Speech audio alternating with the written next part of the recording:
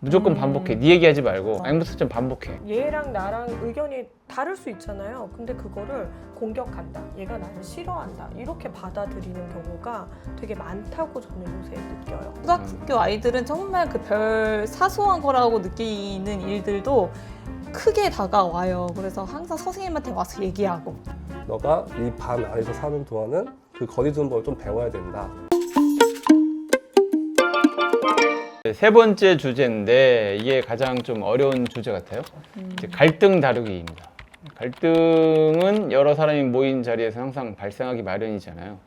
근데 학생들 간의 갈등, 이게 되게 다루기가 어려운 사안이잖아요. 자, 어떻게 다루고 계신지 선생님 한번 얘기 좀 먼저 시작해 보실래요? 네. 이제 아무래도 학생도 그렇고 학부모님들도 그렇고 가장 학교에서 걱정하는 게 이 갈등 문제인 것 같아요. 그래서 저는 아까 말씀하셨던 것처럼 발생할 수밖에 없다고 생각하거든요. 왜냐하면 서로 다 생각도 다르고 배경도 다르기 때문에. 그래서 항상 그 3월에 갈등 해결 방법을 가르쳐 주고 그리고 이걸 몸에 익히도록 연습을 계속 시킵니다. 그래서 여러 선생님들이 개발하신 게 있잖아요. 뭐 마음 신호등, 뭐 빨간불에 멈춰서 생각하고 이제 노란불 그리고 초록불 이제 내 생각 표현하고 이런 마음 신호등을 거쳐라. 그리고 뭐 인사약을 해라. 인정하고 사과하고 약속해라. 그리고 전달은 나 전달법으로 해라. 이제 이런 것들이 있잖아요. 네. 이제 이거를 공식처럼 이제 머릿속에 주입시켜 놓고 역할극을 계속 시키면서 이제 연습을 하는 거죠. 초등학교 아이들은 정말 그 별 사소한 거라고 느끼는 일들도 크게 다가와요. 그래서 항상 선생님한테 와서 얘기하고 특히 저학년일수록 바쁘거든요. 선생님들이 못 쉬어요. 항상 그 얘기하러 오기 때문에. 그래서 이걸 가르쳐 주지 않으면 아이들이 스스로 해결을 못해서 3월에 미리 상황을 주고 친구들끼리 서로 이제 한 번씩 해보는 이제 그런 걸 많이 시켜봅니다.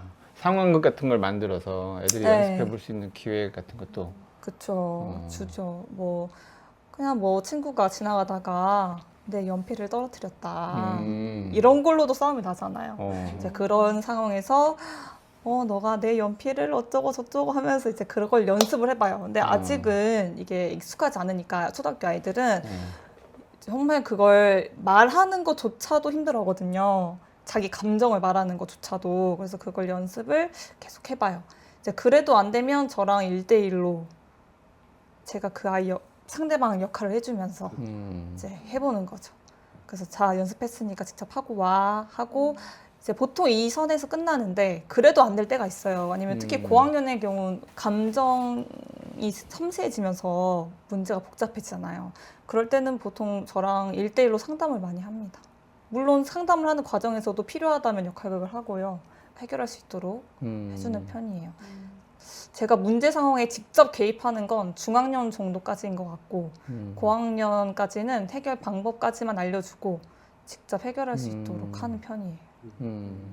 그럼 애들이 막 해결해요, 실제로? 네, 실제로 하고 이제 안 되는 경우, 심각한 경우도 있죠. 심각한 경우는 절차가 또 있잖아요. 만약에 학교 폭력으로 올라갈 정도다. 열심히 예방을 하고 얘기를 했는데도 안 된다. 그런 경우는 절차대로 가야죠. 쌤은 갈등 해결을 역할극으로 연습을 많이 시키시네요.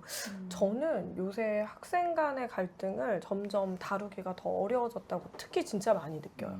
왜 많이 느끼냐면 아이들이 의견 차이가 있을 수 있는 건데 이거를 요즘은 좀 공격으로 받아들여요.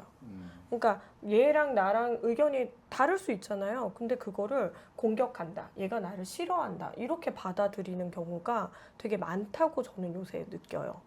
그래서 처음에는 이제 친구들이 예를 들어 갈등 때문에 찾아오거나 그러면 질문을 많이 해요. 왜 그렇게 생각을 했어? 왜 그럴까? 그럼 진짜 그 친구는 그렇게 생각할까? 그런 식으로 질문을 많이 하다 보면 아이들이 스스로 이렇게 질문에 대한 답을 찾아서 가는 경우도 있고요. 이 갈등이 진짜 정 안 되고 이제 부모님 막 전화까지 오고 막 난리가 나면 그때는 이제 저도 제가 개입을 해요. 그런데 저는 웬만하면 개입하고 싶지 않은 게 아이들이 이렇게 개입을 많이 해서 그런지 실은 이 갈등을 다루는 법을 잘 모르더라고요. 그리고 저는 이제 미래에 이제 아이들한테 무슨 능력이 제일 많이 필요하냐? 그럼 저는 갈등 해결 능력이라고 생각을 하거든요. 그럼에도 불구하고 아이들은 도망가고 피하고 이런 경우가 진짜 많아졌어요. 진짜로. 그래서 부모님이랑 얘기를 하면서도 SNS를 조금 잠시 멈춰 주셔라. 우리가 갈등을 해결하는 과정인데 SNS에서 글 하나 올려서 이거 증폭돼가지고 그 다음날 막 몇 배 큰 사건으로 막 일어나기도 하거든요. 갈등 상황이 좀 일어나면 저기 SNS를 좀 멈춰 주셔라. 이런 부탁은 좀 많이 드려요. 그리고 그게 없으면 좀 갈등이 조금 더 매끄럽게 이끌려가는 느낌이에요. SNS가 없으면 네. 왜냐면 SNS 스토리에 아이들이 이렇게 약간의 저격을 해요. 여기 얘가 올린 걸 보고 얘가 저격을 달고 이러거든요. 근데 저는 이제 국어과다 보니까 SNS 이런 거에 대해서 가르치잖아요. 매체를 가르치는데 아이들한테 이야기하거든요. 얘들아 이거는 박제가 돼. 스토리 24시간이 아니라 걔가 캡처를 한번 딱 누르면 박제가 되는 거야. 그러니까 잠시 멈춰줘. 너의 이제 섣부른 생각과 판단으로 아주 심각한 문제가 발생할 수 있으니까 잠시 멈춰라. 그래서 그거를 좀 부모님들께 양해를 부탁드리고 웬만하면 교사나 부모님이 이렇게 끼어들지 않고 아이들이 좀 스스로 해결할 수 있게 시간이 오래 걸리더라도. 왜냐면 저희가 갈등을 종합을 해버린다고 얘네들이 그 갈등의 골이 이렇게 깨끗하게 싹 나아지진 않아요. 그리고 이게 분노도 좀 삭히는 법도 좀 배우고 갈등에 대해서도 좀 고민하고 생각해봐야 아이들이 성장을 한다고 생각을 해서 저는 조금 이렇게 조정할 때 한 발 뒤로 물러서 있는 편인 것 같아요. 그리고 약간의 코칭 같은 건 또 해주시고. 네, 코칭은 해야 돼요. 저희 집은 이제 애들이 셋이잖아요. 그래서 맨날 얘네들이 멈춰봐 이럴 땐 어떻게 해야 될까 이렇게 하는데 아이들이 이 과정을 많이 안 하고 오는 것 같아요. 외동 친구들도 많지만 아이들이 학원을 많이 다니다 보니까 이제 저희처럼 놀이터에서 뛰어놀고 이 갈등을 스스로 해결해 본 경험이 많지 않더라고요. 학교에는 학교 선생님, 학원에는 학원 선생님의 도움을 많이 받았기 때문에 조금 스스로 하는 게 부족하다고 느껴요. 저는 그 예전에 그런 사례를 한번 겪어본 적이 있는데, 그러니까 제가 학년부장이었고 그 어떤 한 선생님의 반에 남자 2명이 계속 갈등하고 싸우고 이런 경우예요. 근데 자기 얘기들만 하지 서로 얘기를 들으려고 하지 않고, 그래서 항상 선생님이 이제 니네들끼리 얘기해봐 이러면 해결이 안 돼. 그걸 몇 번 보고 나니까 답답해가지고 이제 제가 배운 게 있거든요. 걔네 둘을 바깥으로 불렀어요. 자, 이제 얘가 하는 말을 네가 반복해 줘야 돼. 무조건 반복해. 네 얘기하지 말고 앵무새처럼 반복해. 그 다음에 네가 하고 싶은 말 해. 이제 그렇게 해봤어요. 그랬더니 듣기 시작하는 거야. 그때부터. 그 전에는 자기 말만 하는 거 계속. 네가 어쩌고 네가 계속 상대방 비난하고 자기 말만 하고, 그러니까 얘도 열받잖아. 서로 열받만 받는 거예요. 근데 이제 듣기 시작해서 자기 말 반복해주고, 처음에는 잘 안 되니까 야, 잠깐 멈추고 내가 뭐라고 했냐고. 잘 못 들었어? 다시 한번 얘기해줘. 그럼 또 얘기하고 다시 뭐라고 했어. 그 왔다 갔다 몇 번 하고 났더니 너 제가 이제 뭐라고 말하는지 알겠지 이제. 그럼 너는 어떻게 하면 좋겠어? 이렇게 물어봤더니 아, 이건 이렇게 하면 되겠네요. 해결이 되더라고요.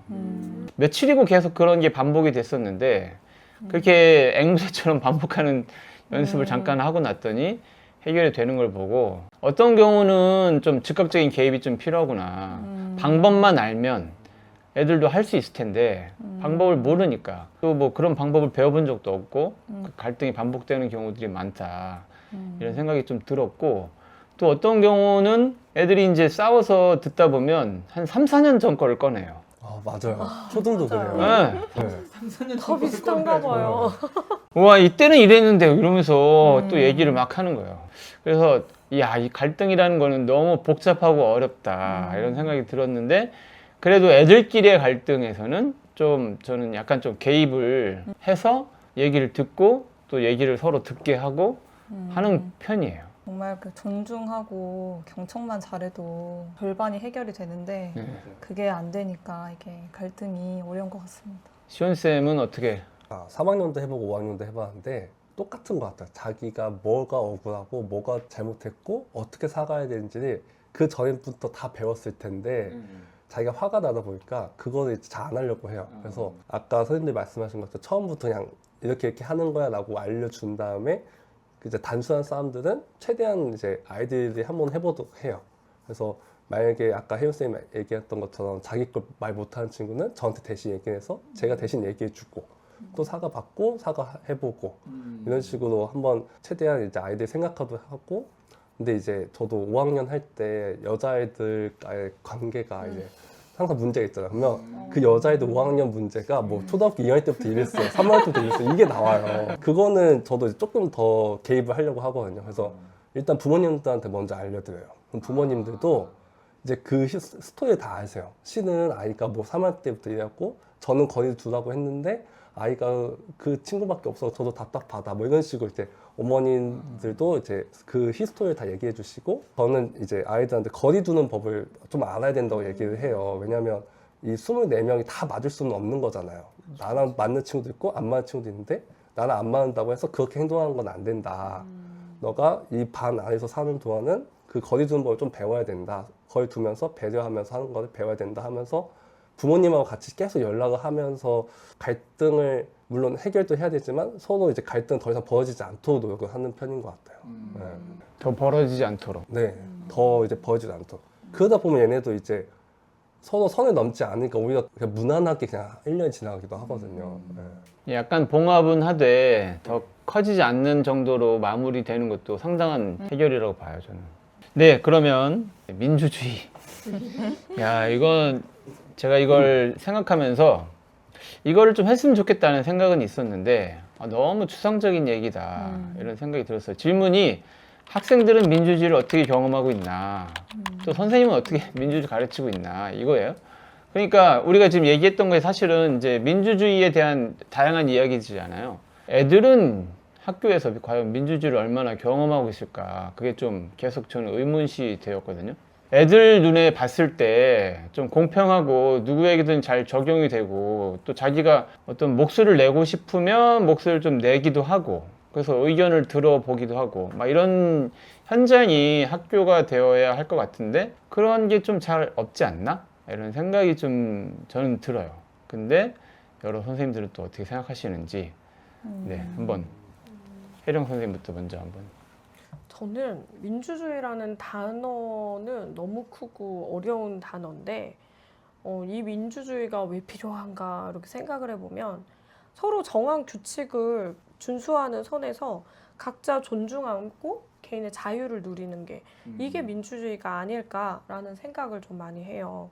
그리고 그 규칙이 뭔가 잘못됐다면 저는 그 규칙을 절차에 맞게 고쳐나가는 것, 이것이 아이들이 배울 수 있는 것이라고 생각해요. 중고등학교 교복에 대해서 이야기가 정말 많이 나왔었거든요. 그런데 언제부턴가 학생회에서 교복을 이제 생활복으로 바꾸는 그 과정과 절차에 따라서 아이들이 교복에서 이제 생활복을 진짜 많이 입고 다니거든요. 근데 그 과정에서 절차가 이루어지는데 굉장히 어려웠어요.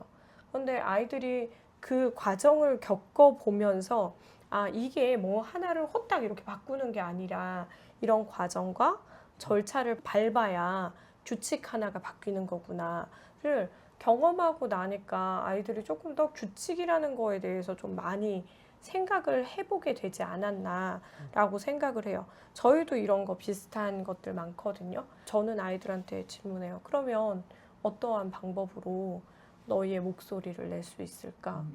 그러니까 저희도 이제 복장 규정이 실은 중학교에서는 진짜 많이 싸우는 거거든요. 생활 지도를 해야 되는데 국가에서 이제 교복을 지원을 해주잖아요. 이제 애들이 봤을 때 좀 천실해온 거예요. 왜냐면 파란색 체육복이거든요. 하늘색, 뭐 파란색, 뭐 이런 체육복이다 보니까 아이들이 너무 이게 촌스러운 거죠. 제가 그 전에 있었던 학교는 그 절차에 맞게 체육복이 없어졌어요. 그냥 편한 복장으로 입고 와라 이렇게 했었는데 지금 제가 있는 학교는 이제 체육복을 입어야 되는데 교복 아니면 체육복을 입어야 되는데 이게 너무 싫은 거예요. 그러니까 아이들이 그런 목소리를 내고 아니 왜 교복 입어야 되냐? 왜 선생님 저희 티셔츠 안 되냐? 그러면 우리가 이걸 국가에서 지원받아서 하고 있는데 이걸 안 입으면 또 이거에 가치가 없어지는 게 아니냐. 그럼 어떻게 하면 교복을 안 입을 수 있을까를 생각하라고 그 얘기를 많이 해요. 그러면 몇몇 아이들은 선생님 또 저런 소리 한다고 그러고 가지만 또 몇몇 아이들은 다음에 학생회장 후보가 됐을 때 자기가 이런 절차에 따라 바꾸겠다 이렇게 의견을 갖고 나오는 친구들이 있거든요. 그러면 이제 그 과정에서 아이들이 민주주의를 배우고 있다고 생각해요. 그리고 그 민주주의의 가장 밑바닥에는 상호 존중. 저도 뭐 가끔은 말기 진짜 못 알아듣는 애들한테 교복 입어야 돼! 라고 하지만 선생님 왜 교복 입어야 돼요? 이렇게 저를 존재하면서 물어보는 아이들한테는 저도 그러한 이유가 있는데 그러면 어떻게 하면 우리가 교복을 안 입을 수 있을까? 이렇게 하면 또 생각해 보잖아요. 그래서 그런 것들을 아이들이 경험하지 않을까? 라고 저는 생각합니다. 교복 문제는 좀 네, 맞아요. 애매하죠. 네. 근데 선생님 얘기를 들으면서 그러니까 어떤 규칙을 정하고 그걸 지켜나가는데 그거를 바꾸는 거는 좀 과정이 필요하다. 그리고 인내가 필요하다. 이런 부분은 공감이 되는 것 같아요. 규칙을 정했는데 어느 애가 목소리를 막 크게 내고 그럼 규칙 바꿔보자. 싹 바꾸고 또 어떤 애가 그 규칙 마음에 안 들어 또 바꾸자. 그러면 엄청나게 막 혼선이 생길 것 같아요. 그러니까 어떤 것을 정하고 지켜나가면서 뭐 문제점이 생기면 바꿔나갈 수 있는데 근데 그 과정에서 정당한 절차와 의견들을 모아가고 수립하고 그에 대해서 토론하고 얘기하는 그런 약간 좀 힘든 과정들이 꼭 필요하다. 이런 걸 애들이 깨달아가면 민주주의가 되지 않나 싶긴 하네요. 네. 혜은쌤은 어떻게 생각하십니까? 저도 처음에 이제 민주주의를 어떻게 교육하고 있나 너무 어려워서 네. 고민을 좀 해봤는데요. 이제 서로 구성원에 대한 존중이 정말 중요한 것 같아요. 서로를 존중하는 마음을 가지고 있고 그리고 서로의 의견을 들어주고 내 의견을 말할 수 있고 이제 이런 분위기를 경험해 보는 게 좋다고 생각하거든요. 그래서 학급에서 저는 학급 분위기는 물론 제가 주도적으로 이끌긴 하지만 제가 정해준 선 안에서만큼은 그래도 서로 자유롭게 무슨 얘기를 해도 어느 정도 선만 지킨다면 제가 다 이제 얘기할 수 있도록 받아주는 그런 분위기를 만들려고 평소에 많이 노력을 해요. 그러면 아이들끼리도 서로 경청을 하려고 하더라고요. 예를 들면 사실 수업 시간에도 그렇지만 아이들은 놀이 시간에도 많이 배우잖아요. 놀이 시간에 서로 의견을 공유하고 자유롭게 얘기해보는 거 그리고 누구의 의견대로 되었을 때 아니면 의견이 부딪혔을 때 자기들끼리 한번 투표를 해보는 거 다수결의 의견대로 따르는 거 이런 걸 어쨌든 수업 시간에 가르쳐주면 놀이 시간이나 다른 상황에서 자기들끼리 실천을 한번 해보잖아요. 근데 그렇게 작은 것에서부터 배워간다고 생각하거든요. 그런 거 실천하려면 서로에 대한 또 존중의 마음이 또 깔려 있어야 되잖아요. 그래서 항상 존중을 가르치려고 저 반에서 미덕을 계속 가르치고 있고 말씀드렸듯이 허용적인 분위기를 만들려고 저는 노력하고 있는 것 같습니다. 참 어려운데 진짜 존중을 가르친다는 거. 네, 어려워요. 그래서 그 미덕 프로젝트라고 한참 유행했던 게 또 있었잖아요. 미덕 맞아요. 네, 있었잖아요. 미덕을 끄내. 네, 52가지의 미덕을 실천해봐. 너한테 지금 미덕이 보이는구나. 이게 있잖아요. 그걸 한창 하다가 사실 지금은 이제 다들 좀 이렇게 하시는데 저는 그래도 몇 개 매일매일 우리가 함께 우리 반의 어떤 미덕 울타리를 쳐보자 해서 우리 반이 같이 지켰으면 좋겠는 미덕 뭐가 있어. 이번 주 실천해볼 거. 뭐 사랑이다. 그러면 너무 어렵잖아요, 사랑이. 그래서 그냥 행동을 정해줘요. 실천 방법. 서로에게 친절하게 말한다. 그래서 그걸 이제 이번 주 동안 다 실천하고 매일매일 한번 실천하는 사람 얘기해보자, 소감 얘기해보자 하면서 그렇게 그 미덕들을 가르치고 있어요. 네, 모든 바탕은 존중이라고 생각해서 근데 이런 걸 하다 보면 그래도 아이들이 나중에 학기 말에 갔을 때 그래도 한 2-3명쯤은 얘기하더라고요. 그래도 선생님 덕에 이제 그걸 배웠다. 집에서도 실천해 보려고 한다. 한 2-3명 정도는 있더라고요. 멋진 애네. 네, 그 정도의 수학이면 괜찮다. 네. 저도 존중인 것 같아요. 왜냐하면 저도 이제 이 질문 받았을 때 민주주의 너무 어렵다라고 생각했는데 이제 학생들이 자기 활동을 정하고 그걸 같이 의견을 존중하면서 합의해보는 게 이제 초등학교의 민주주의라 생각하거든요. 그래서 올해 처음으로 이제 하고 있는 게 모둠 활동이나 짝 활동에서 최대한 이걸 해보려고 했었어요. 그래서 모둠 할 때 아이들이 이제 대부분 이제 다수결로 하잖아요. 근데 이번에는 아예 정해보라고 했어요. 너네가 이제 모둠 순서대로 할 건지 아니면 가위바위보 이긴 사람 의견 따를 건지 그 정한 다음에 모둠별로 정한 반복에 따라서 모둠 활동할 때 의견을 하나 뽑아봐라 이런 식으로 한번 해봤거든요. 근데 당연히 이제 3학년이다 보니까 아직 잘 못하더라고요. 근데 못하더라도 그 못한 것도 제가 이렇게 사진을 찍어 놓고 그 다음에 또 이렇게 한번 했을 때 아이들이 조금 발전했을 거 아니에요. 그것도 사진 찍은 다음에 아이들한테 보여줘요. 두 사진 보여주면서 봐봐 너네 저번에 싸우느라 어떤 모둠은 하나도 못 썼는데 지금은 그 모둠 의견이라도 쓰지 않았냐. 너네도 볼 때 일주일만 이렇게 변했잖아 하면서 이렇게 격려를 해줘요. 그러면 아이들도 착해서 그런 건지 맞아요 선생님 그런 거 같아요 하면서 하더라고요. 그래서 점점 조금씩 나아지는 것 같더라고요. 성장 안 하는 애들도 있을 텐데요. 그렇죠. 근데 이제 그것보다는 전체적으로 보는 거죠. 우리가 저번에 했지만 지금은 다 같이 이렇게 하지 않냐. 네. 우와. 그런 식으로 하고 있고 이제 생활지도 면에서는 그거와 조금 다르게 아이들 규칙 지키는 걸 좀 더 강조하는 것 같아요.